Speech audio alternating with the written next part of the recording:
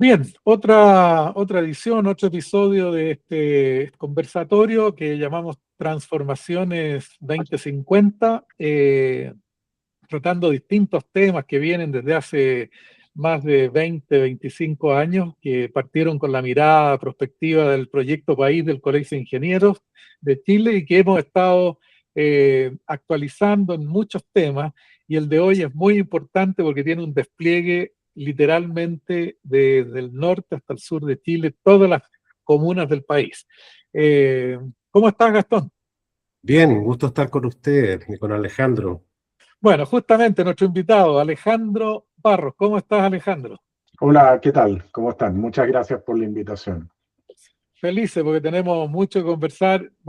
Mira, perdona que no haga referencia a todo el currículum, Alejandro, pero eh, son más de, son como 30 años, yo creo, de estar inmerso, Alejandro, en todo el tema de gestión del Estado, modernización del Estado. Tiene un magíster en ciencias, mención computación de la Universidad de Chile. Sigue siendo activo docente en la universidad, parte de un grupo ahí que lleva muchos años mirando el tema de gestión del Estado.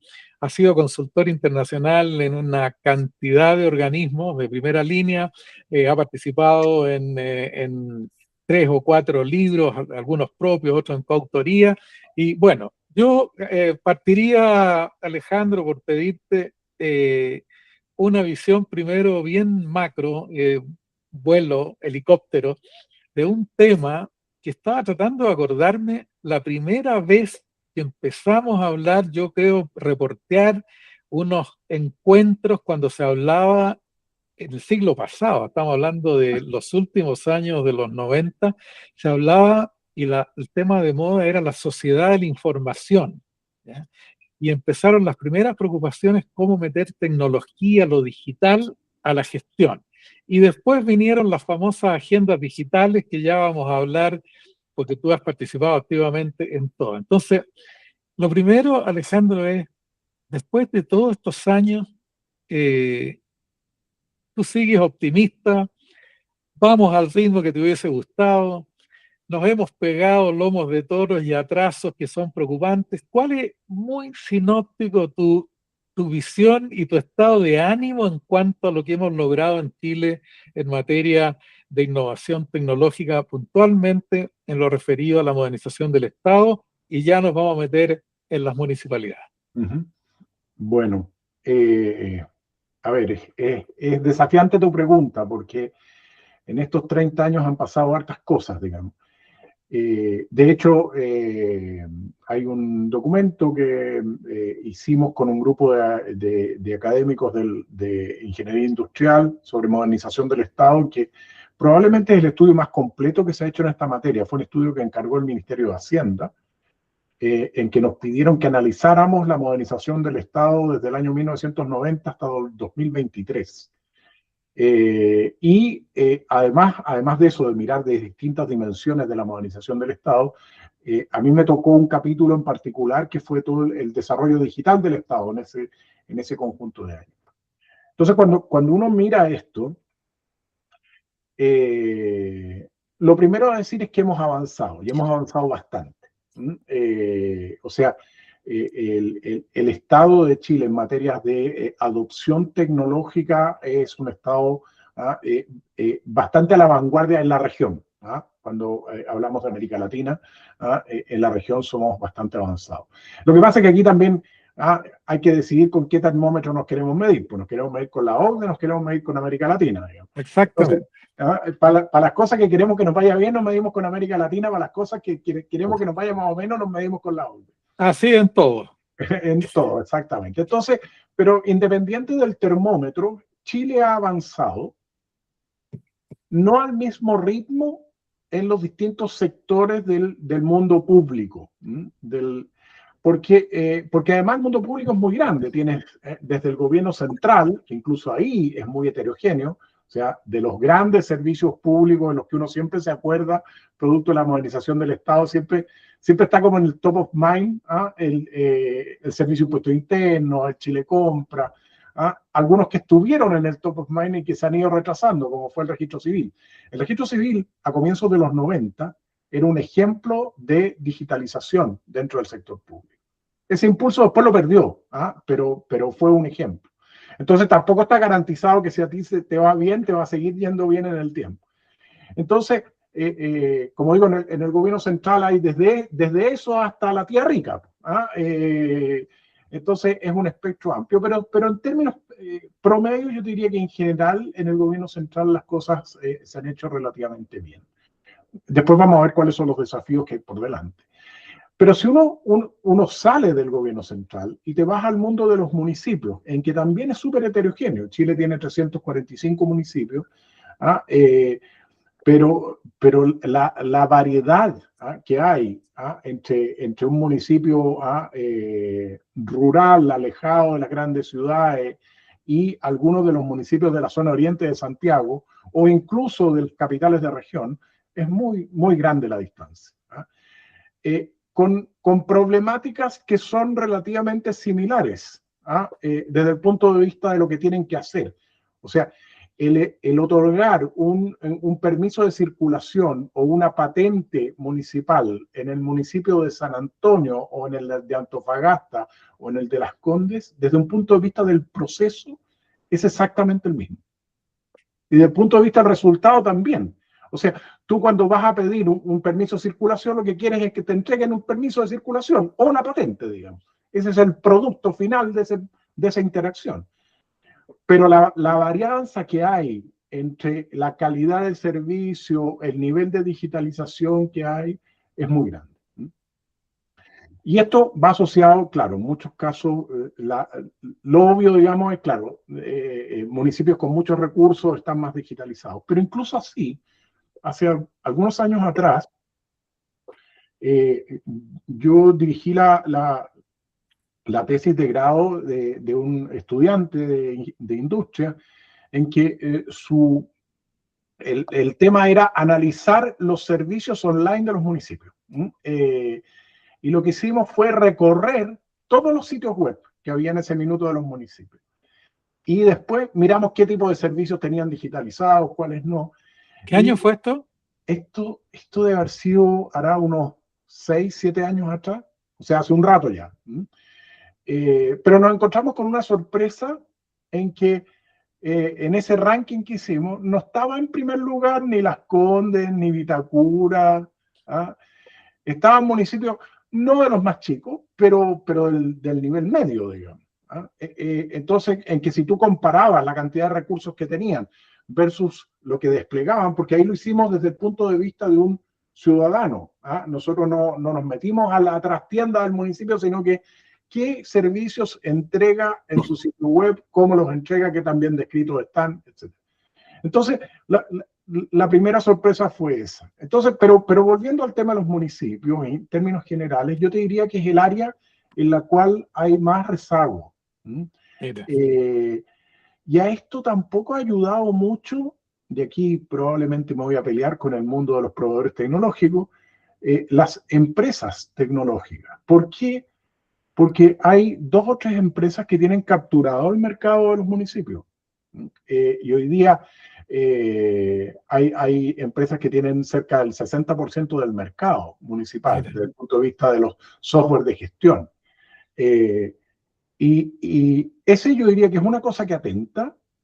Por lo tanto, uno ve poca construcción de oferta, dado que está muy capturado por un conjunto bien acotado de empresas.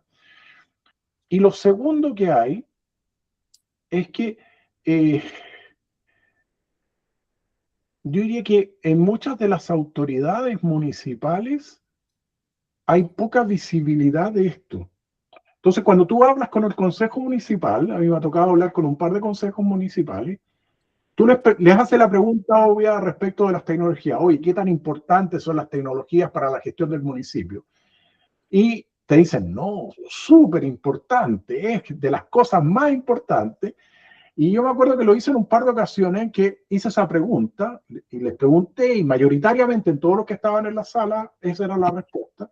Y después les mostré una lámina en que mostraba el presupuesto en tecnologías del municipio versus el presupuesto total. Entonces, ahí no cuadraba el discurso con la realidad, pues. porque tenían un presupuesto súper exiguo, pero todos decían que era súper importante.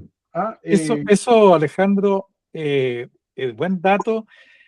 ¿Cuál sería en Chile un rango interesante, aceptable, necesario de porcentaje, lo que tú dices, del presupuesto en TICs, ¿ya? En tecnología, del porcentaje total? ¿De qué estamos hablando?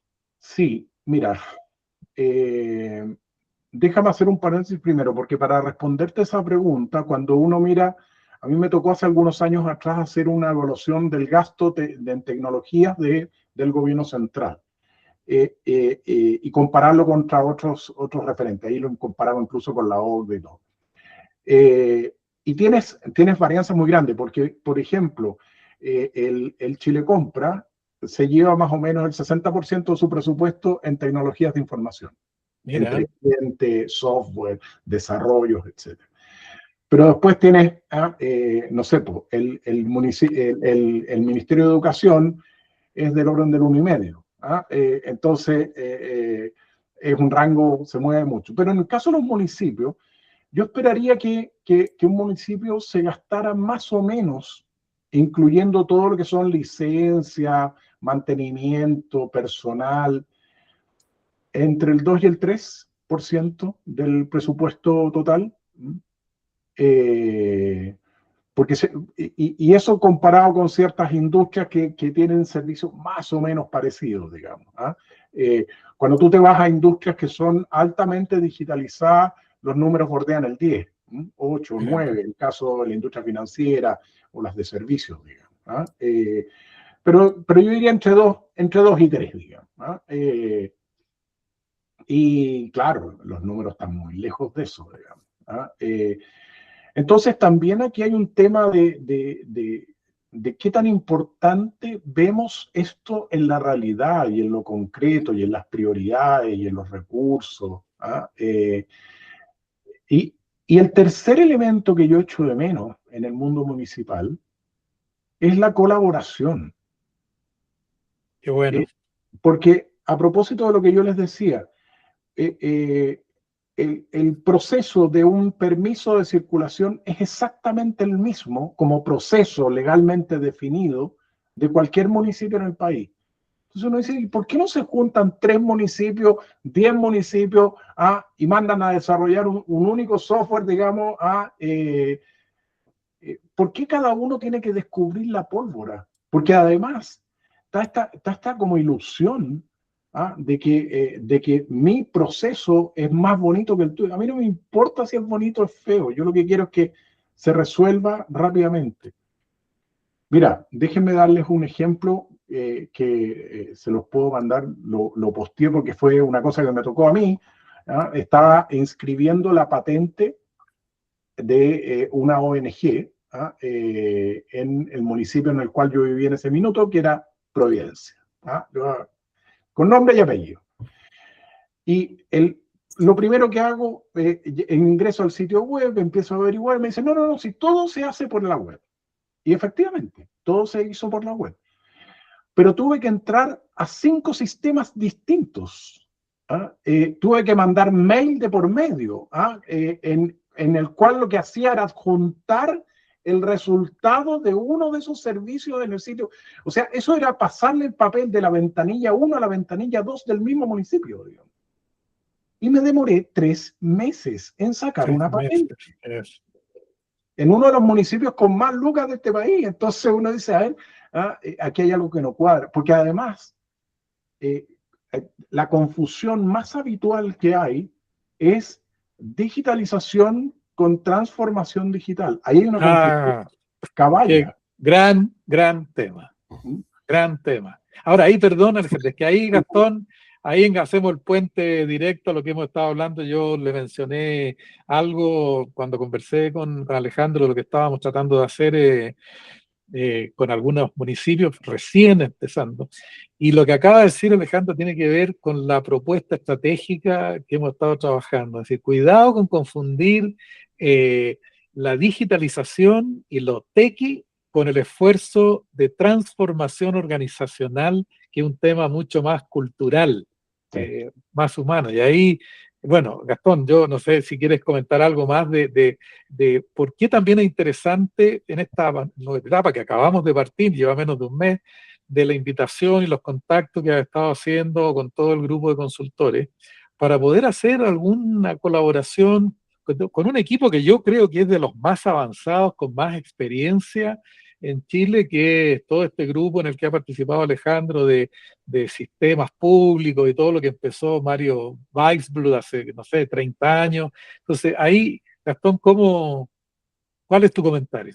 Bueno, yo creo que hay una mirada, hay que separar lo que es el mundo, digamos, hasta antes de las transformaciones disruptivas que están llegando ahora, donde el rol de los municipios podría ser, es muy importante, podría ser mucho más importante, a la situación general, digamos, que los municipios tampoco escapan a eso, de enfrentar una serie de cambios disruptivos simultáneos.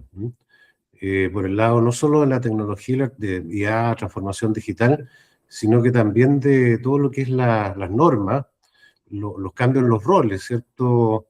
Un mayor involucramiento en temas como seguridad, los cambios en los presupuestos que se están trabajando en este momento, por ejemplo, todo lo que son, ¿cierto?, las rentas municipales, el cambio muy grande que significan los GORE, ¿no? Porque yo recuerdo, por ejemplo, en el caso de Concepción, el GORE necesitaba que los 33 municipios se alinearan con la estrategia de desarrollo del GORE, porque el GORE no tenía músculo como para bajar un plan, digamos, del gobierno regional a nivel de las 33 comunas. Y ahí, en esos casos, ¿cierto?, se ve la necesidad de la complementación y alianza,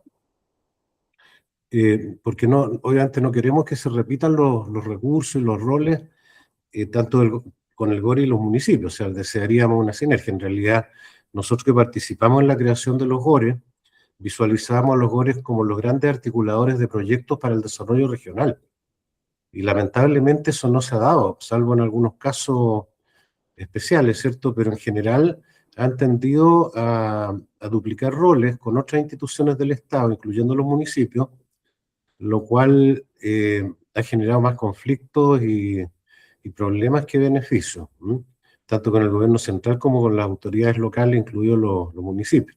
Entonces, yo diría que es preocupante, digamos, la situación en todos esos ámbitos que hoy día están cambiando.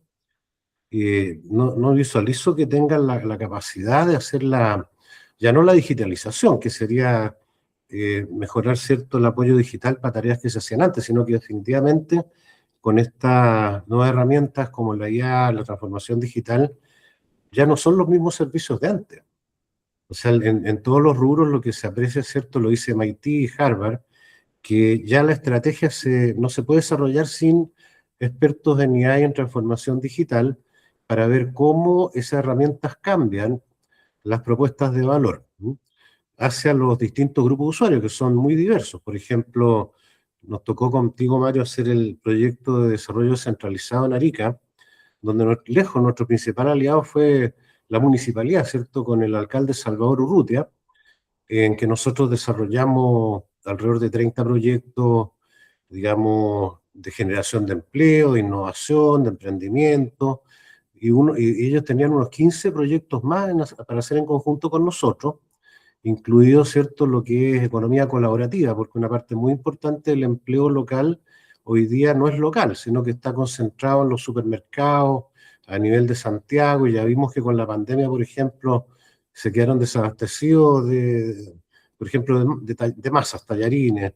Ellos mandaban las materias primas a Santiago y no les mandaban de vuelta el producto final. Entonces, ahí uno se empieza a dar cuenta que en realidad, no solo a nivel internacional, sino que también a nivel chileno, las cadenas de valor no están bien armadas, digamos, ¿ya? En realidad las cadenas de valor habría que hacer nearshoring, igual como hacen las empresas de otros países a nivel internacional, y lo primero, ¿cierto?, el abastecimiento estratégico y generando empleo local de cosas como las pastas, que sí se pueden hacer a nivel local, pero muchas otras, ¿sí?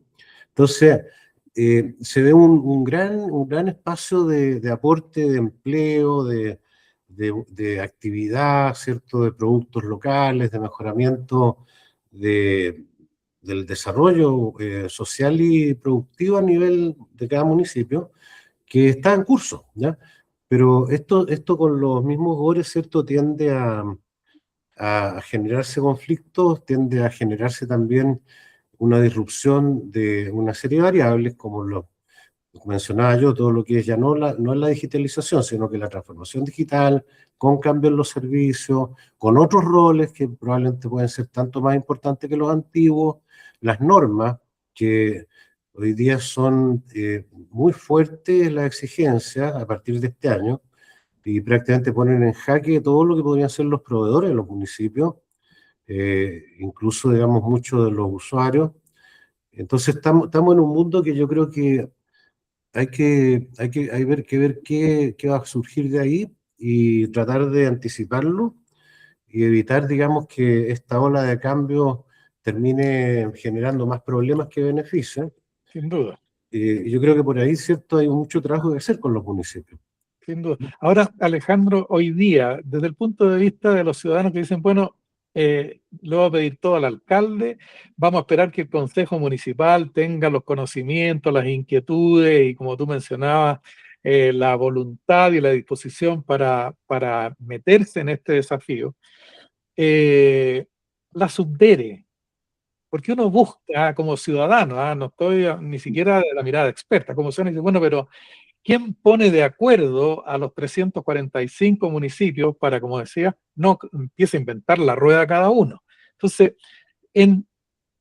¿dónde están los pivotes donde uno podría decir, ya, la subdere va a tomar el liderazgo? ¿O va a venir del Ministerio de Ciencia, que en este minuto uno ve mucha actividad por ese lado, donde están preocupados de meter la alfabetización en IA? ¿Dónde ves tú hoy, en el Chile julio 2026, luces de esperanza de que podríamos estar encontrando un par de caminos para acelerar, agilizar esta nueva alfabetización con inteligencia artificial y el apoyo de herramientas para que se mueva un poquito la aguja? Vámonos de nuevo a los municipios. Se pregunto por subdere, pues entre otros, quiero saber cómo lo ves tú.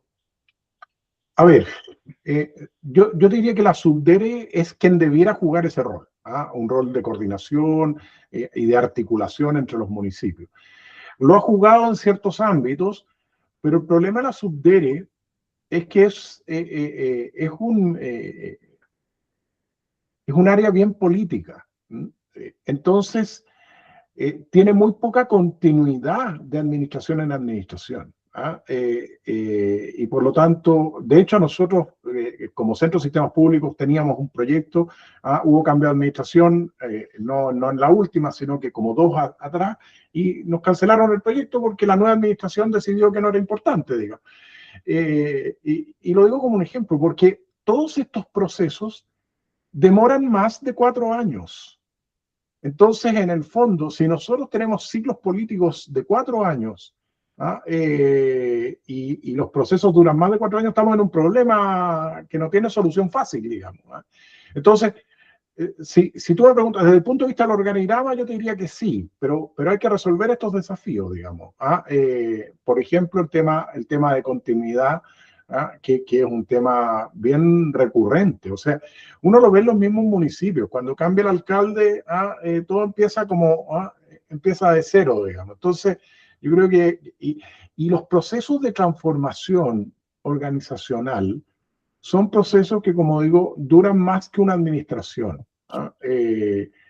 Y por lo tanto, mientras no tengamos claridad en eso, cada vez que entra uno nuevo, empieza de cero de nuevo. Entonces, ahí yo veo un desafío importante. Pero lo otro, que creo que también puede ayudar, y que se ven algunos brotes verdes en este sentido, es que yo he visto algunos municipios que han tendido a la colaboración. Y uno ve un conjunto de municipios que han ido como liderando este tema de la colaboración. Sé, por ejemplo, el caso de Renca, el caso de Maipú, y algunos municipios que han ido tratando como de articular y generar esta articulación y coordinación más allá de de su institución y de su municipio. Ahora, lo otro que yo creo que es un desafío bien importante, y lo decía anteriormente, es hacer este cambio de mentalidad respecto de que sacarnos el chip de la digitalización. Porque ¿qué es lo que pasa? Mira, yo lo veo esto con mis alumnos, que son todos funcionarios públicos. Entonces les planteo un problema y les digo, ya, ¿qué harían ustedes para transformar? Y lo primero que llega es como, digitalicemos este certificado. Y yo les digo, pero ¿quién de ustedes? O sea, los certificados, tenemos como instalado que los certificados que entrega un público o un privado, esto pasa en el mundo privado también, son productos finales. Y ese es un error conceptual. Los certificados no son un producto final. Cualquier certificado, de hecho yo les hago esta pregunta que es medio tricky a mis alumnos, si ¿quiénes de ellos creen que hay algún certificado que tiene valor? Y la respuesta te dicen todo. Y la verdad que los únicos certificados que tienen valor son los certificados asociados a estudios.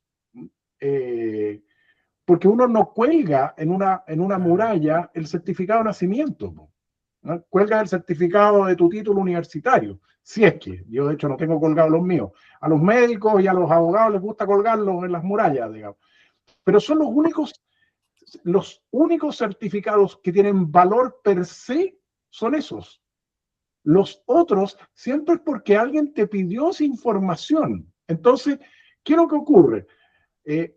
El registro civil, cuando se moderniza, ¿qué es lo que hace? Digitaliza su certificado en lugar de eliminarlo. Si cuando a mí me piden un certificado de nacimiento y yo diera la autorización para que vayan a buscar mis datos al registro civil, el certificado como producto, sea digital, sea en papel, desaparece. Porque es el que necesita eso es ese tercero, no lo necesito yo. Y de esto estamos llenos, llenos. Entonces, teníamos este proceso ya, entonces pongámosle tecnología. Entonces yo creo que aquí hay un cambio bien importante, y a mí lo que me preocupa con la conversación de IA es que va a tapar estos problemas. ¿Y por qué los va a tapar? Porque estamos en la discusión de para qué uso el chat GPT en lugar de eliminar el certificado. ¿Te fijas? Entonces nos vamos a llenar de una conversación que es muy atractiva, está muy de moda, pero que no resuelve el problema del ciudadano. O sea, que a mí un funcionario público me diga, no, que yo puedo hacer más cosas porque tengo chat GPT. La pregunta es, ¿a los ciudadanos que usted atiende, los atiende más rápido? ¿Los atiende mejor? Si eso lo hace con un ábaco o lo hace con ChatGPT, a mí como ciudadano me importa un rábano. Exactamente. Mira, esto es lo mismo que ocurre cuando uno va al banco y te dicen, llegas a la ventanilla del banco y te dicen, no, se cayó el sistema. Yo siempre cuando me dicen eso, le digo, ¿sabe qué? Ese es su problema, no es mi problema. No me traspase sus problemas. Exacto. Y esto, como digo, es súper habitual. Entonces, perdemos de vista que finalmente el proceso de transformación digital del Estado tiene que estar basado en dos pilares. El pilar uno es lo que se llama servicios ciudadanocéntricos, ¿no? Eso significa que yo construyo los servicios desde el punto de vista de la demanda y no de la oferta. Las personas, el señor Alejandro Barros, ¿necesita un certificado? No necesito un certificado. Ya, ok. ¿Qué es lo que necesita? Necesita que este tercero que le pidió la información de nacimiento reciba los datos que usted tiene. Eso es lo que necesita. Ya, ¿cómo hacemos para resolver ese problema? Ese es el primer pilar. Y el segundo pilar es de políticas públicas basadas en evidencia.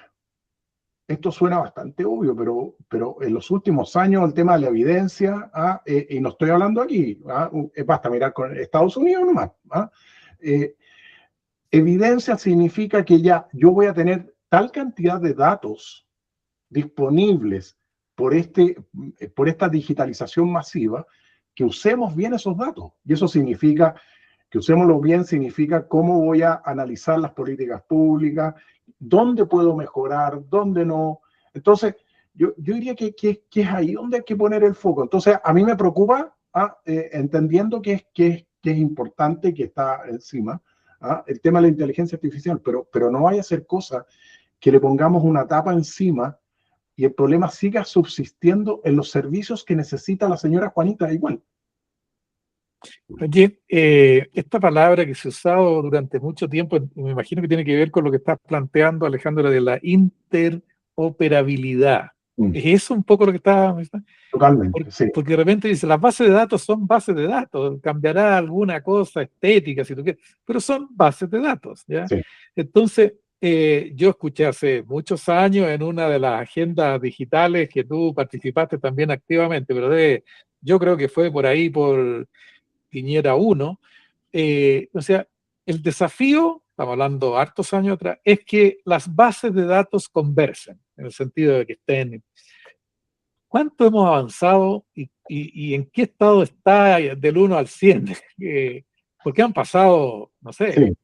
Yo te diría que hemos años. avanzado, pero a un ritmo bastante más lento de lo que uno esperaría.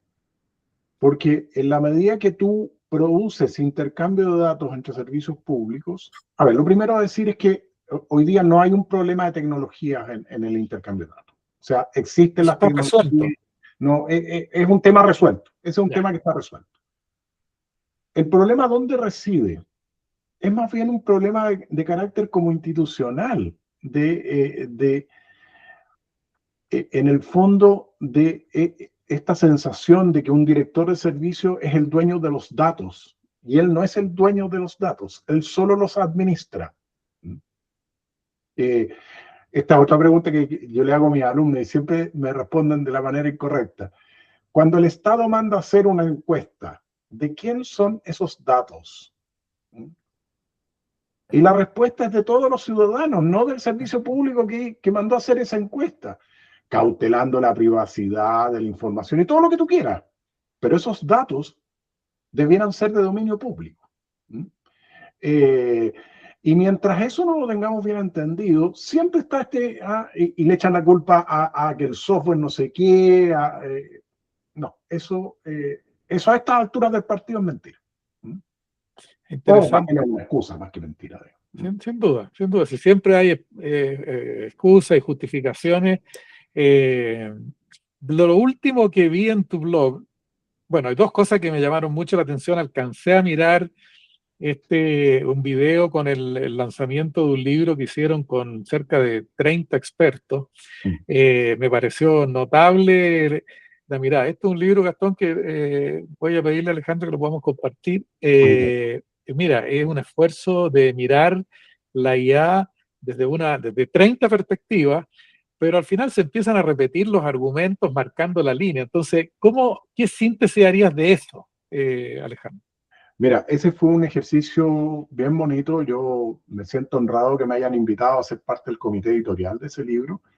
Ese es un libro que además surgió desde un mundo que uno esperaría que es como raro. Surgió en la revista Mensaje. El director de la revista Mensaje, que se llama Juan Cristóbal Beitia, él es jesuita, pero además es ingeniero. Claro. Entonces, hace como un año atrás, incluso un poquito más, un año y medio atrás, me llama un día, nos conocemos hace muchos años con Juan Cristóbal, y me dice, oye Alejandro, te tinca, porque la revista Mensaje va a cumplir 75 años, que hagamos un libro.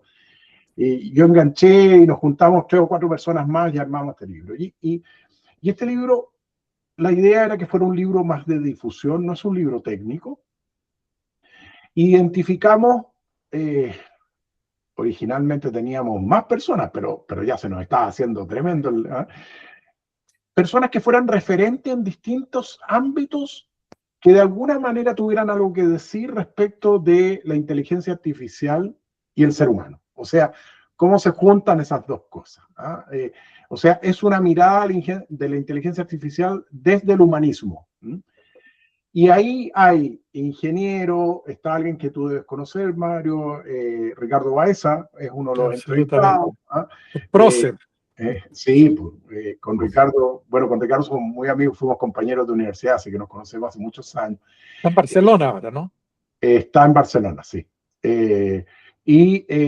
Pero también otros expertos, expertos en el ámbito de la filosofía, ¿ah? O de las ciencias sociales, también de la ingeniería. Tenemos, por ejemplo, la mirada de hecho, tú me comentabas que está en el Adolfo Ibáñez. En el Adolfo Ibáñez entrevistamos a dos personas, a la María Paz Hermosilla, que estaba en el laboratorio de gobierno, y a Claudio Sivas, que es el decano de ingeniería. Yo a Claudio también lo conocía, y Claudio estaba muy metido en los temas de energías renovables. Entonces, le pedimos que metiera su cuchara respecto del impacto de la IA en el consumo energético. Y así, como digo, hay distintas miradas. Y el aprendizaje, te diría yo, mío, producto de esa experiencia, fue que al final llegas a una cosa que es más o menos la misma conclusión, que es: no perdamos la mirada crítica frente a estas tecnologías. Cuando mirada crítica significa son muy útiles, pero hay que saber cómo usarlas y para qué usarlas. Y tomar un poco de distancia del famoso hype de Gartner, en que, oye, no, esto lo hice con inteligencia artificial, y uno mira el resultado y dice, sí, pero está malo, se equivocó. Yo tengo hartos ejemplos que he hecho. De hecho, le pregunté hace un tiempo atrás, ahora lo arreglaron, con la última versión de ChatGPT volví a hacer el mismo ejercicio, pero lo arreglaron. Le pedí a ChatGPT que me dijera cuánto iba a ser el crecimiento de Chile esto lo hice el año pasado, desde el 2025 hasta el 2050. Y ChatGPT me contestó que Chile iba a crecer en promedio 2,58%. Mira. Anual. Yo dije, churra, 2 decimales en el número. Entonces, después, acto seguido decía, según el informe de Pricewaterhouse, bueno, me di la lata de ir a buscar ese informe de Pricewaterhouse. Informe que existe, que se llama Análisis Exploratorio de 15 economías en el mundo. Pero de esas 15 economías, ninguna era Chile. Sacó un promedio, claro. Entonces, en el fondo, yo te he firmado que si alguien no se da la lata, va a crecer al 2,58 y además, como te digo, con 2 decimales, pues súper creíble el número, digamos. Claro. Ni siquiera es más o menos tanto, digamos. Claro. Entonces, sí, fue una súper bonita experiencia la del libro. Y yo lo recomiendo mucho, un libro que quedó muy bueno. Es feo que yo lo diga, pero como te digo, hemos tenido una muy buena recepción del libro. Básicamente lo que hicimos fue identificar un conjunto de preguntas que son más o menos las mismas para 30 personas en distintos ámbitos del conocimiento. ¿Hay una versión digital del libro? Entiendo que estaban haciendo una, porque la revista Mensaje no es muy digital, entonces... No, yo sé, tiene toda su trayectoria, que es lo que vale, ahí, la colección, digamos. Es interesante, Gastón, lo que dice Alejandro, porque la propuesta que enviamos a los municipios del norte, de lo que estamos preparando contigo con el grupo de formación, va muy en esta línea. Y en el fondo, la explicación para el alcalde y para la gente con la que estamos en contacto, decirle, esto no es un curso operacional de la IA, es más bien una inversión, y antes de empezar a hablar y usar ChatGPT, es discutir un poco esta visión humanista. Entonces, las 2 primeras sesiones que tiene considerado el taller son más bien de esto. Primero trabajemos la versión persona, la versión humana de la inteligencia, antes de entrar en la rueda, esta locura de qué modelo, y si es el 0.6 y el 4.8, etcétera, etcétera. Y bueno, yo creo, Gastón, que sería súper interesante en las conversaciones que estamos teniendo y que estás liderando tú, de poder también con la Universidad de Chile poder acercarnos y ver algo con el Centro de Sistemas Públicos, así se llama, ¿no, Alejandro? Centro de Sistemas Públicos, porque hay un conocimiento acumulado ahí, y para no seguir con más diagnóstico, porque aquí, Alejandro, me imagino que tú tienes miles de ejemplos. Este país, yo creo que somos campeones mundiales de diagnóstico, ¿eh? Sí, O sea, total. y lo último que te leí, porque hay esfuerzos serios, ¿eh? Incluso el último fue, nadie va a dudar de la CPC ni de la Católica, que se hacen obviamente con rigor académico, pero también en tu análisis de, de estas últimas propuestas, es bueno, tal como dijiste tú, con el mayor respeto intelectual, pero abrir las luces amarillas para no repetir problemas, porque ahí, si lo puedes explicar brevemente, Alejandro, ¿qué es lo que tú detectaste en este último reporte de la CPC? Sí, yo eché de menos, yo te diría, me gustaría quedarme con dos cosas. Uno tiene en el ámbito digital, yo creo que le faltó que tuvieran un experto más en temas digitales, tiene algunos errores conceptuales, digamos. ¿Ah? Y lo entiendo porque sé que lo escribieron, digamos, y están lejos de estos temas. Pero aparte de eso, eh, lo que eché de menos es algo que nosotros llamamos en el Centro de Sistemas Públicos la vitamina I de la modernización. ¿Qué es eso? Lo viene el reporte. ¿Qué es la vitamina I?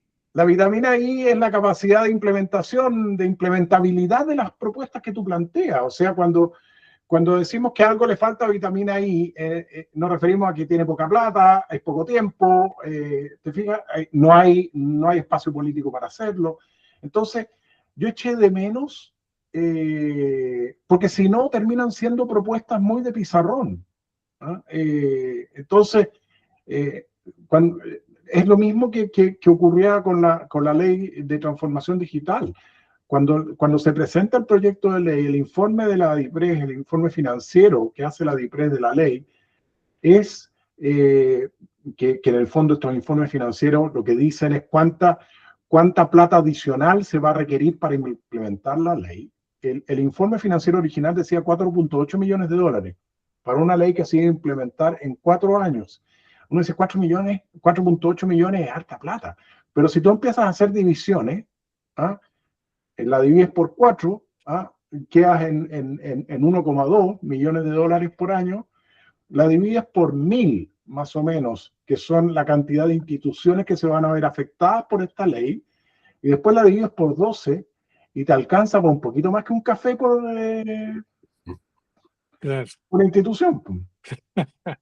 Entonces, este es un ejemplo de falta de vitamina I. Entonces, lo que eché de menos, y claro, a veces uno tiene que recular con ciertas propuestas, puede decir, mira, suena súper bien, pero ninguna posibilidad de implementarlo, o bien hay que pensarla en un esquema más faseado a lo largo del tiempo. Entonces, tienes que recular un poco de la propuesta ideal. Genial, genial. Oye, nos quedan unos minutos. Y Gastón, tal vez hacerle una súper síntesis a Alejandro de lo que está avanzando en las conversaciones dentro de la Chile con distintos referentes, porque básicamente, Alejandro, lo que está empezando a mover Gastón es que hay tanta propuesta como lo que ha dirigido Gastón más de 20 años del proyecto País del Colegio de Ingenieros, que tú lo conoces, para no redundar sobre eso. Pero, ¿qué ha pasado? Que ya no solo está este proyecto matriz del Colegio de Ingenieros, 2.000 expertos, 115 comisiones, sino hay muchos reportes y propuestas hoy día de distintos organismos académicos, gremiales, y lo que está planteando Gastón es de integrar, de sumar, integrar, y ahí una modalidad que Gastón la puede explicar es a lo mejor trabajar con estudiantes de los distintos centros, institutos de la Chile, para empezar con ayuda de la IA, lo que corresponda, sacar lo mejor de estas propuestas y a ver si llegamos a una colaboración. Gastón. Sí, a mí me gustaría invitar a Alejandro, y lo podemos ver con más calma después, pero igual que invitamos a Jaime San Martín de Ingeniería Matemática de la Chile, o a Carlos Álvarez, ¿cierto?, del MGPP, o a otros actores, nosotros desarrollamos desde el año 2002 una capacidad que ya se puede demostrar con datos empíricos, que el Proyecto País, trabajando con otros colegas nuestros, ¿cierto?, que han sido, por un lado, ¿cierto?, los que han definido objetivos estratégicos en más de 120 materias y áreas, y por otro lado Eric Heindel, que hizo la integración con un modelo macroeconómico, que hemos podido anticipar como con 10 años en forma bastante precisa, por ejemplo, el crecimiento entre el 2002 y el 2010, el freno en la economía entre el 2005 y el 2014, ¿ya? El estallido social el 2011. Entonces, lo que hemos logrado es un entendimiento del sistema país y también una estructura que ha ido siendo capaz de integrar 120 comisiones. Entonces, ahora nos dimos cuenta que podríamos integrar toda la información de futuro, tanto de los centros de excelencia de las universidades como del mismo Proyecto País y otros actores, ¿cierto?, que están en el tema de futuro y fuentes internacionales. Entonces estamos partiendo en este momento con un trabajo que, aprovechando ya, ¿cierto?, y modelamiento matemático, que están todas las capacidades en el grupo, de insumir, ¿ya?, una mayor cantidad de información y poderla después integrar para hacer lo que llamamos una plataforma Estrategia Chile 2050, que tenga la ventaja de que se puede actualizar cada vez que hay cambios relevantes. Porque precisamente estamos viendo que aquí al 2050 podríamos tener cambios, digamos, bien sustanciales quizás no tanto en las cosas que ya se visualizan, sino que en el impacto y en los timings, ¿no? Como fue la IA, por ejemplo, que la llegada de la IA, la verdad, no tenía nada que ver con lo que esperaban los expertos, ni en rapidez, ni en el tipo de impacto, ¿no? Entonces, ahí, digamos, es muy importante lo que llamamos nosotros, tú dijiste al principio, Mario, la capacidad de liderar desde la anticipación. O sea, si tú tienes una capacidad de entender mejor las causas de los cambios y poder anticiparte, eso te va a dar una ventaja competitiva. Y aquí yo hablo del sistema entero, o sea, toda esta conversación, ¿cierto?, que no es solamente el sector público, los cambios más estructurales que hemos tenido en el sector público por el lado nuestro, es por ejemplo cuando le dijimos al MOP el 2010 por ahí que ya no tenían que construir infraestructura, sino que tenían que asegurar calidad de servicio de la infraestructura, que es muy diferente, y logramos después de muchas batallas que parte de lo que se le paga a los concesionarios considerara la satisfacción de los usuarios, cosa que para nosotros era obvio, pero en el sistema público no era nada de fácil. Entonces, ir logrando, ¿cierto?, que el país compita como un todo. Si nosotros queremos traer casas matrices de empresas internacionales, turistas, inversionistas, todas las organizaciones, y especialmente los municipios, tienen que entregar primero un servicio que considera la opinión de los usuarios, o sea, qué es lo que necesitan, ¿cierto?, en primer lugar, y después la tecnología, y no al revés. Entonces, ahí es donde yo creo que tenemos un problema cultural, porque en algunas organizaciones históricamente parecía muy mal visto tener un buen servicio a los usuarios, como que poco menos que fuera corrupta la persona que atendía muy amablemente, que los usuarios estaban contentos. El modelo era como ser bastante, digamos, autoritario y poco empático. Ese modelo ya no conversa con la etapa de Chile. O sea, cuando Chile pasa, ¿cierto?, el umbral de triplicar el PIB per cápita nominal por ahí por el 2010, justamente en estas organizaciones públicas como el MOP, les dijimos, tienen que orientarse a los usuarios, asegurar calidad de servicio. Y ahí tuvimos que empezar a analizar qué servicios, porque un aeropuerto, por ejemplo, granelero, necesita la pista larga, otro de turismo necesita salones VIP para los actores, y los servicios, dependiendo del tipo de usuario que atienden diferentes territorios y los rubros, es diferente. Entonces tuvimos que hacer planes estratégicos en todas las regiones para ver qué sectores se iban a desarrollar, y en función de eso, qué servicios tenían que dar los aeropuertos, y los puertos, y las rutas viales, y los hospitales, y qué sé yo. Yo diría que el municipio no es muy distinto de eso. Bueno, O sea, de hecho, perdón Gastón, de hecho Alejandro hablaba lo mismo, pero en vez de usuario se refería a ciudadanos, pero sí, estratégicamente es la misma mirada. Exacto, o sea, digamos, la mirada estratégica del municipio tiene que decir qué va a pasar con mi ciudad, con mi comuna, digamos, en tantos años más, qué rubros se van a desarrollar, qué nuevos empleos vamos a tener, va a cambiar la población, necesitamos más vivienda o no, ¿cierto? Toda esa mirada es muy distinta a concentrarse en prestar servicios transaccionales operativos, con una mirada poco preocupada de lo que pasa en la comunidad de los usuarios. Yo creo que no es así, ¿ya? pero hay que estar seguro de que estas herramientas tecnológicas primero tengan un escenario estratégico no solo de lo que está pasando, sino que qué queremos que pase. O sea, desde el punto de vista del municipio, ¿cómo vamos a inducir que haya más empleo, que haya más calidad de vida, que los problemas sociales se desarrollen, se superen, ¿cierto? Hay rubros que no se pueden desarrollar bien a nivel central. Por ejemplo, todo lo que es el tratamiento de la niñez. Si yo soy de Arica, ¿cierto? Si un niñito queda huérfano o abandonado porque sus papás son drogadictos y lo mandan a Santiago y lo desarraigan, ¿ya? Y aquí lo toma una organización que le pagan 2 millones al mes por atender al niñito, ese niñito no va a tener el mismo pronóstico que un niñito que fue recibido en su comunidad en Arica, que sintió que la comunidad lo apoyó, ¿cierto?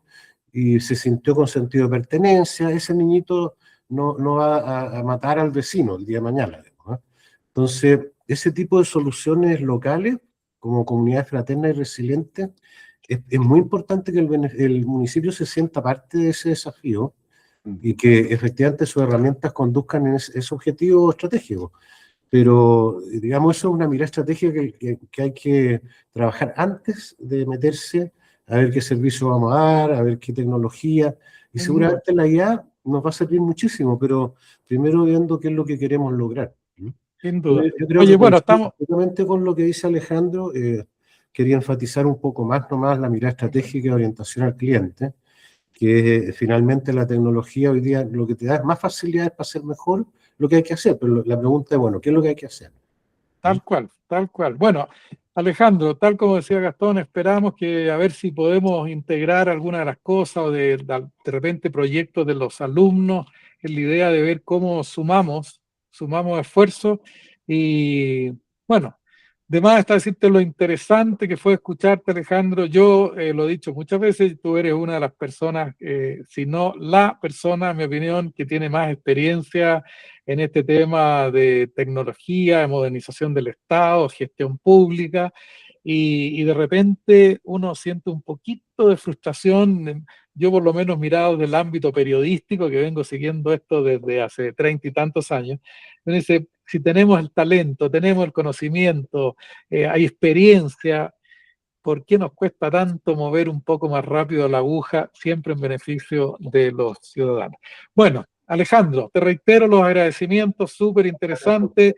Te encargo si hay posibilidad de tener acceso a una versión digital de este libro para poder ver, Gastón, cómo lo integramos. Así es que muchas gracias y esperamos vernos pronto. Ya pues. Sí, un gusto, Alejandro. Gracias por la invitación. Gracias a ti. Gracias. Chao, Alejandro. Gracias, Dios. Sí, efectivamente.